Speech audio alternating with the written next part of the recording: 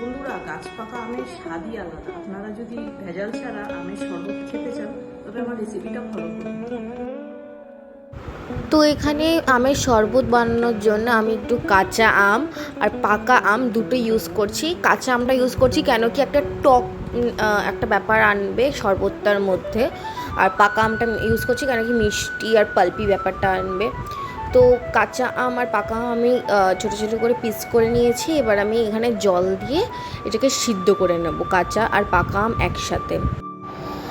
আপনাদের বাড়িতে যদি কোনো হঠাৎ করে কোনো গেস্ট চলে আসে তাহলে কিন্তু এই রিফ্রেশিং শরবতটা তাদেরকে সার্ভ করতে পারবেন চটজলদি, তারা খুব খুশিও হবে।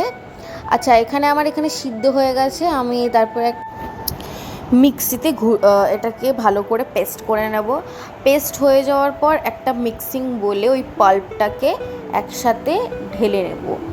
এখানে আমি পাল্পটাকে একটা মিক্সিং বলে ঢেলে নিচ্ছি।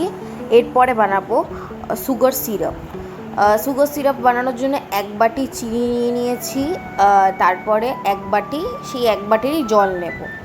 হ্যাঁ, আচ্ছা, এখানে আমি সিরাপটা কিন্তু ঠান্ডা করে তারপরে ওই পাল্পে আমি অ্যাড করেছি। আপনারা কিন্তু ঠান্ডা করেই সবসময় অ্যাড করবেন, ঠিক আছে? ভালো করে এখানে অ্যাড করে ভালো করে মিক্স করে নিচ্ছি দুটোকে একসাথে, এরকম যেন লাম্পস না হয়, একবারে যেন মিক্সড হয়ে যায় খুব ভালো মতো। এখানে চাট মশলা আর নুন, বিট লবণ দুটোই দিয়েছি। ব্যাস, আমার এখানে হয়ে গেছে এই ড্রিঙ্কটা। আমি একটা গ্লাসে সার্ভ করে নিচ্ছি। লাস্টে একটু লেবুর রস আর বরফ দেব।